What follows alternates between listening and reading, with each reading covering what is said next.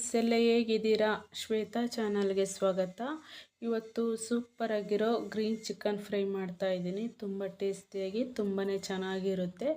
ಈಗ ದೊಡ್ಡವರು ಚಿಕ್ಕವರು ಕೆಲವೊಂದು ಸರಿ ನನಗೆ ಚಿಕನ್ ಎಲ್ಲ ತಿನ್ನೋಕ್ಕಲ್ಲ ಅಂತಾರಲ್ಲ, ಆ ಟೈಮ್ನಲ್ಲಿ ಈ ಥರ ಮಾಡಿಕೊಟ್ರೆ ಖುಷಿಯಿಂದ ತಿಂತಾರೆ. ತುಂಬ ಟೇಸ್ಟಿಯಾಗಿ ತುಂಬಾ ಚೆನ್ನಾಗಿರುತ್ತೆ. ನೋಡ್ತಾ ಇದ್ದರೆ ಬಾಯಲ್ಲಿ ನೀರೇ ಬರುತ್ತೆ.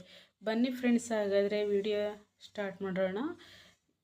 ನಾನು ಅರ್ಧ ಕೆಜಿ ಚಿಕನ್ ತೊಗೊಂಡಿನಿ. ಸ್ಕಿನ್ಲೆಸ್ಸು, ನೀಟಾಗಿ ಅರಿಶಿನ ಉಪ್ಪು ಹಾಕಿ ವಾಶ್ ಮಾಡ್ಕೊಂಡಿರೋಂಥ ಚಿಕನ್ನು. ಇದಕ್ಕೇನೆ ಒಂದು ಅರ್ಧ ಇಡೀ ಬೆಳ್ಳುಳ್ಳಿ, ಒಂದು 5 ಹಸಿಮೆಣಸು, 1.5 ಇಂಚು ಚಕ್ಕೆ, 2 ಏಲಕ್ಕಿ, ಒಂದು ಅರ್ಧ ಈರುಳ್ಳಿ, 1.5 ಇಂಚು ಶುಂಠಿ ತೊಗೊಂಡಿದ್ದೀನಿ.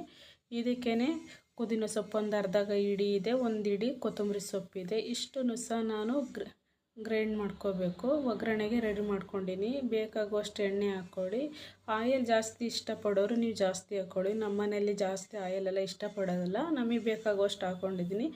ಒಂದೆರಡು ಪಲಾವ್ ಎಲೆ, ಒಂದು ಅರ್ಧ ಸ್ಪೂನು ಸೋಂಪು, ಒಂದು ಚಕ್ರ ಮೊಗ್ಗು, ಒಂದು ಅರ್ಧ ಇಂಚು ಚಕ್ಕೆ ಹಾಕ್ಕೊಂಡು ಫ್ರೈ ಮಾಡ್ಕೊಳ್ಬೇಕು.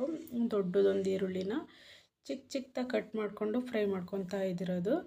ನೀವು ಬೇಕಿದ್ರೆ ಟೊಮೊಟೊನೂ ಸಹ ಹಾಕ್ಕೊಳ್ರಿ. ನಾನು ಹಾಕ್ಕೊತಾ ಇಲ್ಲ. ನಾನು ಚಿಕನ್ನಿಗೆ ಪೇಸ್ಟ್ ಮಾಡ್ಕೊಂಡಿರೋಂಥ ಮಸಾಲೆನೆಲ್ಲ ಆ್ಯಡ್ ಮಾಡ್ಕೊಂಡಿದ್ದೀನಿ. ಇದಕ್ಕೇ ರುಚಿ ತಕ್ಕಷ್ಟು ಉಪ್ಪು, ಸ್ವಲ್ಪ ನಿಂಬೆ ರಸ, ಒಂದು ಅರ್ಧ ನಿಂಬೆ ರಸ ಹಾಕಿದ್ದೀನಿ.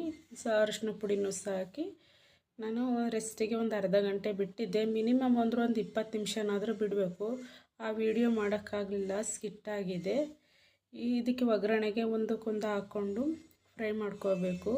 ಉಳಿದಿರೋ ಮಸಾಲನೂ ಸಹ ಹಾಕಿದ್ದೀನಿ. ಹಸಿ ಸ್ಮೆಲ್ ಹೋಗೋವರೆಗೂ ನಾವು ತಿರುಗಿಸ್ಕೊತಾ ಇರಬೇಕು. ತುಂಬ ಟೇಸ್ಟಿಯಾಗಿ ತುಂಬಾ ಚೆನ್ನಾಗಿರುತ್ತೆ. ಹಸಿ ಸ್ಮೆಲ್ ಎಷ್ಟು ಚೆನ್ನಾಗಿ ಹೋಗುತ್ತೆ ಅಷ್ಟೇ ಚೆನ್ನಾಗಿ ಗ್ರೇವಿ ಚೆನ್ನಾಗಿರುತ್ತೆ.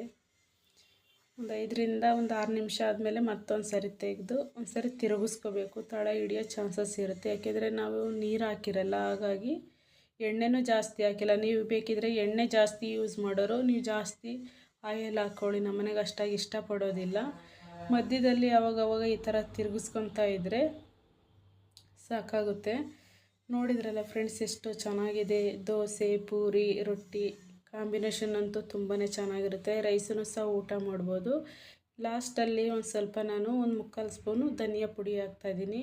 ಗರಂ ಮಸಾಲ ಹಾಕ್ತಾಯಿಲ್ಲ. ಆಲ್ರೆಡಿ ನಾವು ಧನಿಯಾ ಪುಡಿಗೆ ನಾವು ಎಲ್ಲ ಮಸಾಲನೂ ಆ್ಯಡ್ ಮಾಡಿರೋದ್ರಿಂದ ನಾನು ಯಾವುದಕ್ಕೂ ಹಾಕ್ತಾಯಿಲ್ಲ. ಹಾಗೇ ಮಾಡ್ತಾಯಿರೋದು. ತುಂಬ ಟೇಸ್ಟಿಯಾಗಿ ತುಂಬಾ ಚೆನ್ನಾಗಿರುತ್ತೆ. ಲಾಸ್ಟಲ್ಲಿ ಒಂದು ಸ್ವಲ್ಪ ಕೊತ್ತಂಬರಿ ಸೊಪ್ಪು ಹಾಕ್ಕೊತಾ ಇದ್ದೀನಿ. ನೀವು ಬೇಕಿದ್ರೆ ಒಂದು ಸ್ವಲ್ಪ ಕಸ್ತೂರಿ ಮೇಥಿನೂ ಸಹ ಹಾಕ್ಕೋಬೋದು. ಹಾಕಿದ್ರೆ ಇನ್ನೂ ಚೆನ್ನಾಗಿರುತ್ತೆ. ನೋಡ್ತಾ ಇದ್ರಲ್ಲ ಫ್ರೆಂಡ್ಸ್, ಎಷ್ಟು ಚೆನ್ನಾಗಿದೆ ಅಂತೇಳಿ ಬಾಯಲ್ಲಿ ನೀರು ಬರುವಂಥ ಗ್ರೀನ್ ಚಿಕನ್ ಗ್ರೇವಿ ತುಂಬ ಟೇಸ್ಟಿಯಾಗಿ ತುಂಬಾ ಚೆನ್ನಾಗಿರುತ್ತೆ. ನೀವು ರೈಸ್ ಜೊತೆಗೆ ಸರ್ವ್ ಮಾಡ್ಕೊಂಡು ಸೈಡ್ ಡಿಶಲ್ಲಿ ಇಟ್ಕೊಂಡು ತಿಂತಾ ಇದ್ದರೆ ಏನು ಮಜಾ ಅಂತೀರ. ಈ ರೆಸಿಪಿ ಇಷ್ಟ ಆಯಿತು ಅಂದರೆ ಲೈಕ್ ಮಾಡಿ, ಶೇರ್ ಮಾಡಿ, ಸಬ್ಸ್ಕ್ರೈಬ್ ಆಗಿ. Thank you.